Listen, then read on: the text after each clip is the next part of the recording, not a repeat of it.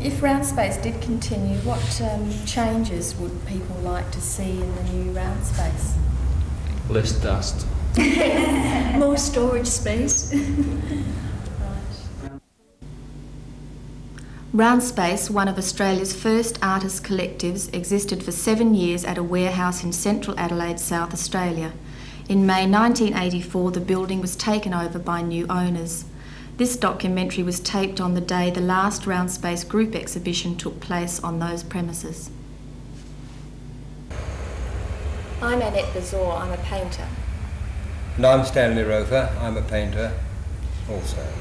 Stanley and I were two of the original members when RoundSpace was first formed. Would you like to talk a bit about that?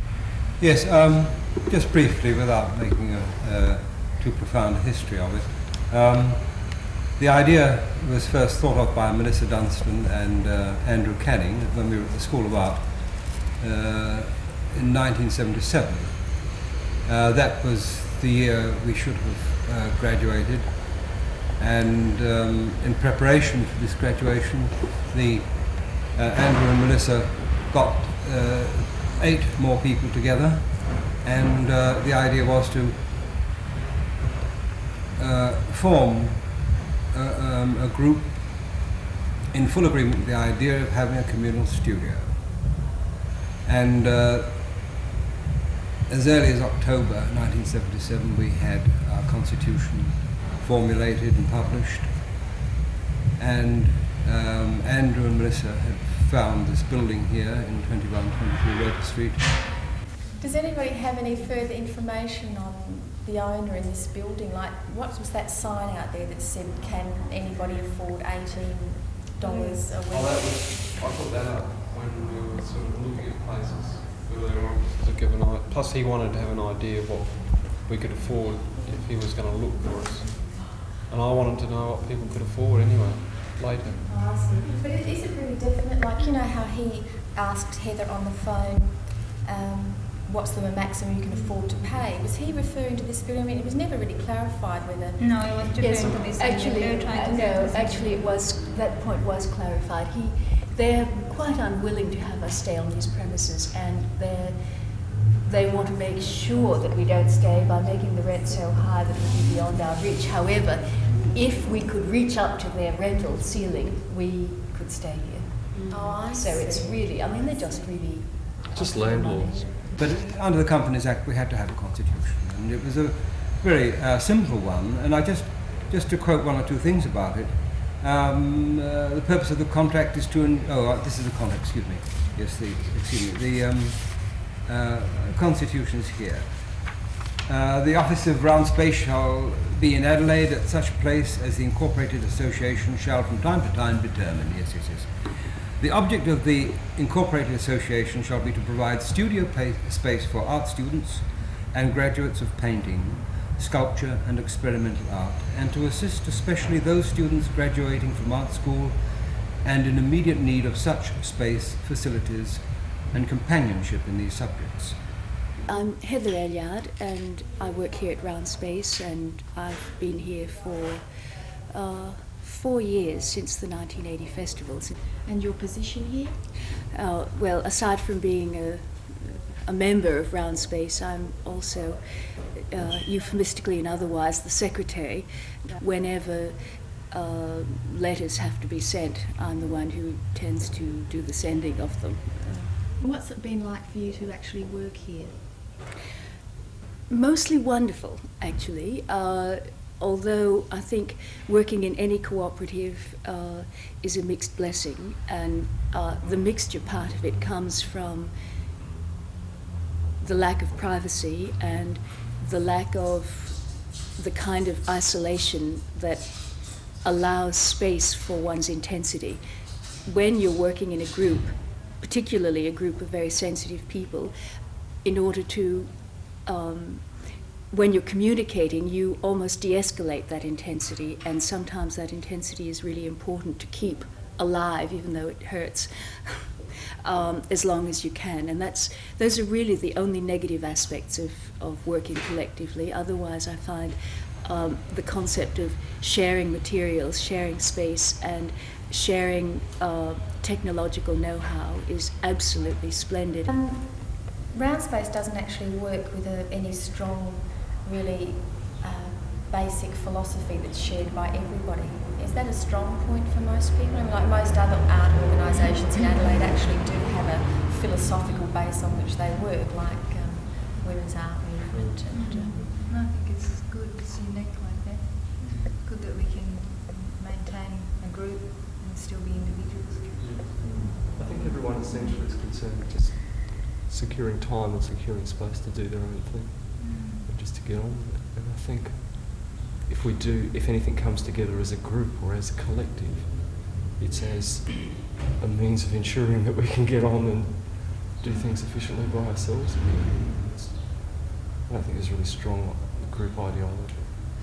Maybe this is the group ideology, Yes, exactly. maintaining Yeah, the yeah. individual of each one of us. I think it is very much so, and I think that's part of the dynamics of the place. That's one of the reasons why it's really refreshing to be in here working, because I can look at your work and your work and your work and your work and see really dynamic things going on that are quite different from what I call the dynamic things that are going on with my work, and it's very interesting to do that, and I think it's interesting to people on the outside who come in too. I mean, the interstate people and the overseas people who come in and see a really rich diversity of work going on in here all the time. It's the feedback too.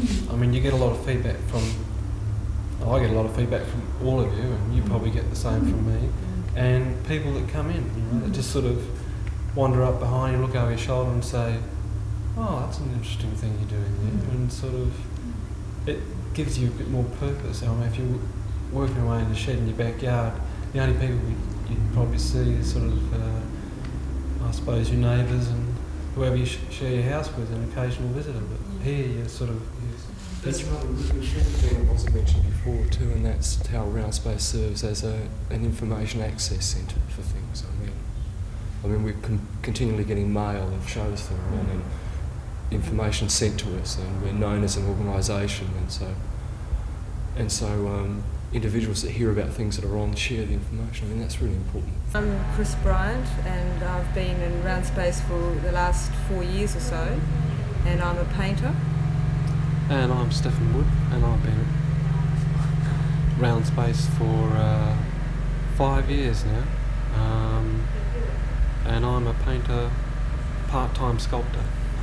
So what's the actual space been like for you? It gets a bit cramped at Bit times. yeah, It's only it's- because in our situation we work in a little less room than what the other people in the space do. For the size work that we're doing, it does get a bit cramped. And I'm at a disadvantage. I use the big table, which is actually a community table, but I tend to use that more than any other member of the group, and so I have to often, it's very much annoying for me to have to take things off when somebody wants to do framing. I mean, that's their right to do that, but it's also, it's in my space sort of thing. It all balances out in the long run. Yeah, right. So you haven't mentioned the phone yet. The phone. The telephone. Well, it should It'll ring. probably ring any moment now. That's we're working in that situation. We at least get to know what's happening around the place, because every time someone rings up for somebody else and they're not there, you write a message out. But some days you can spend half the day answering the phone.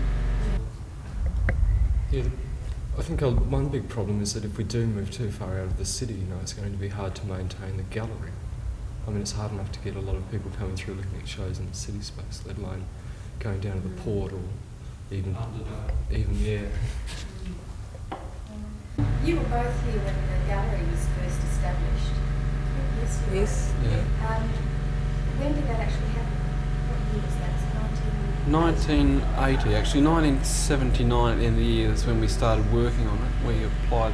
We received some money from the South Australian Arts Advisory Council. How much was that? I think for the gallery it was only about $850, but we managed to scrounge second-hand materials, and there goes the telephone.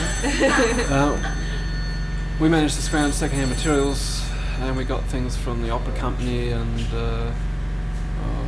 various other places, and set the gallery up as a sort of working bee effort in a matter of about 3 weeks, I think. The physical work was quite immense. I mean, that gallery was just full of the most incredible junk you've ever seen. It was a matter of taking load after load to the dump, and you would have never thought it would look the way it does today. The place was just really an empty shell. But it took a fair while to get it going. We eventually decided to have the gallery ready for the 1980 festival. So this will be the 4th year that the gallery's been running. And how successful do you think it's been? As galleries go, I think RoundSpace Gallery's been fairly successful.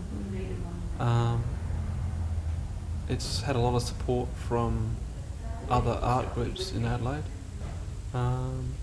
and in talking to people, I get a fairly good reaction from sort of other artists. Do you think it's actually served a purpose as an alternative gallery, that possibly there's no other gallery in Adelaide that serves quite that purpose? Oh, definitely. I don't think there's any other gallery that serves quite that purpose. It offers an alternative, but it's also caters for people in the main art stream as well. So it gives that a variety. It's also been used as a theatre space as well. All Out Ensemble used it twice. I'm Paul Bishop, and I'm a painter. And how long have you been here? I just found out it's almost exactly 2 years. What's it been like for you to be a member of RoundSpace? It's been lovely. It's been great. I mean, I came here pretty well straight after art school, so it was just really nice carrying on working in that collective situation, I suppose. Lots of people around, and having access to shared resources. I think that was really important. What are any negative things? No, I don't think so. No. Sometimes I. No, I don't think so. You've actually been on the gallery committee, haven't you? Mhm. Yeah, for a period of time. Could you perhaps explain what the criteria for exhibiting work in the gallery is? Well, I suppose for a while I think we've been entertaining two schools of thought. I mean, I think we've been trying to balance two factions, not factions within the place, but just two schools of opinion. One that we should just really, it should just be very easy access, and that people, anything and everything should go up, and that we shouldn't have very set criteria. But then again, there's that has to be balanced with the view that we have established a very, very good reputation, and I think other people think that there's a great need for those standards to be kept up. So we do have a selection process. I mean, we try to weigh out those two things. We try to put on shows that are very, very good, and we also try to keep the gallery as a really easy access point to people wanting their first shows outside of that commercial gallery. So what's the actual process that somebody goes through to get a show here? Well, they're usually known. It ends up that someone in the collective usually knows the person from somewhere who wants the show, unless it's someone from interstate perhaps. So usually we just ask them to submit slides or to bring some work in, so that, and I know Chris and I have been trying to get that work here, or those slides here, where we can get as many people from the collective to give an opinion, so that we can just so the choice can be as broadly based as it possibly can. And that was actually a fairly recent innovation, wasn't it? Yes, it was, yes. And so we're just sort of getting ready to implement all that, and now it's bye-bye Roper Street. I'm Pam Conley. I've been a member of the RoundSpace for 3 years. I draw. I also am the treasurer, which means I collect the rent money, pay any of the expenses, and any of the gallery money that comes through I also bank, just coordinate all the money. We pay $300 a month, and we share that into $33 each a month, which covers the expense of rent, but whatever extra we have goes towards paying council rates or the electricity bill that comes in, which is quite high. And we always have some reserves for any repairs or maintenance. My name's Dennis Andre Broddick, and I'm a painter. And how long have you actually been here? Well, I reckon I've been here for every bit of 3 weeks and 7 hours. Right. And what made you make the decision to actually become a member when you knew that this building was actually being sold?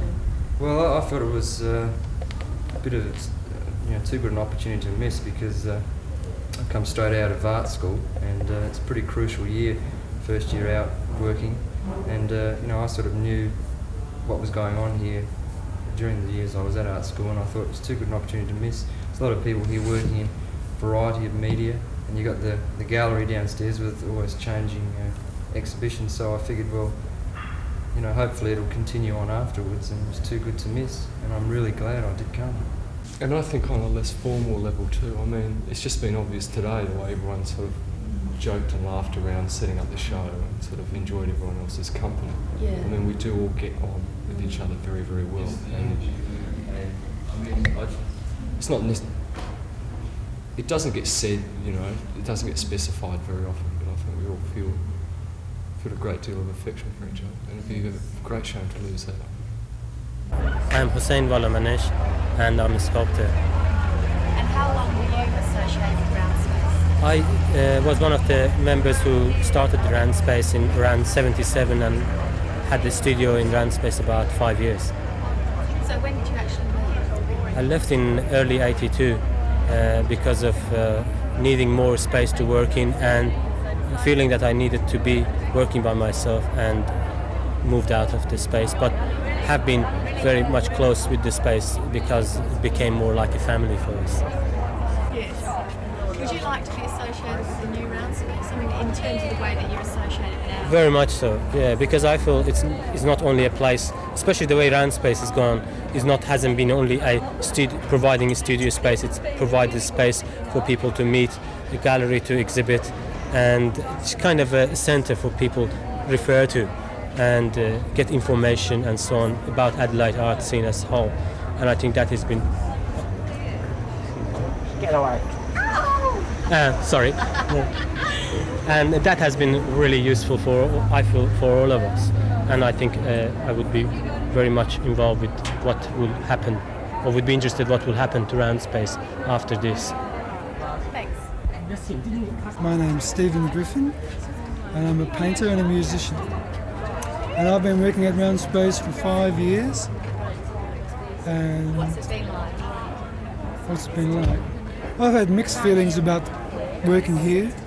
I think that it's been good in lots of ways and bad in others. It's introduced me to lots of people I wouldn't have bothered to associate with in the past. It's made connections for me interstate with institutions that I wouldn't have sought out, like the Victorian Tapestry Workshop and Art Bank and people like that. In other ways, it's been distracting because of certain insecurities I find it very difficult to work with other people looking over my shoulder. And I feel that the environment, particularly that kind of environment where people can visit anytime they feel like and walk through your space and stand behind you while you work, I find that a little threatening, I think. So in that respect, it's prevented me from being as open within my work as I would have liked, I think. My name is Sarah Sims, and I've been painting most of the time here, except for this last work that is three-dimensional and it's a bit different. How long have you been associated with RoundSpace? About 3 years by now. And what's it been like for you over here? Oh, really good. I really enjoyed it. I was fortunate enough to have studio space that was could be a bit more private than just working in an open space, which was good for me.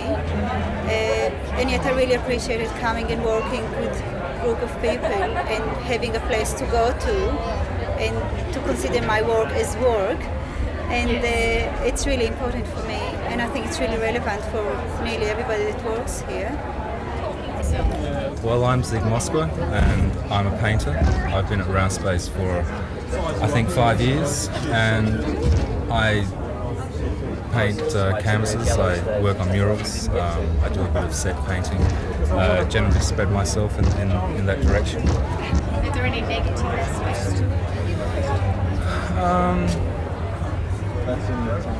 No, not that I can think of. There's sort of the only negative aspects would relate to things like limitations with the space and with materials and money to be able to perhaps section some areas off or make it warmer in winter and cooler in summer, that sort of thing. But not in terms of nothing negative in terms of relating with people.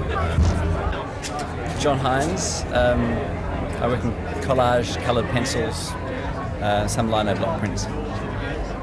How long were you associated with RoundSpace? About 3.5 years, from late 79 to early in 83. And what was the reason for leaving?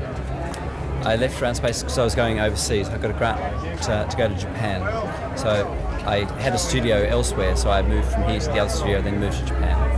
And what was it like for you to work at RoundSpace? Excellent, really fruitful, and also having the gallery there for our own exhibitions and for other people's input. You know, there was a constant of interchange of things, and also the fact that RoundSpace was deemed to be important, or is deemed to be important in the art scene as sort of a factor, as a force, as a place where things are happening.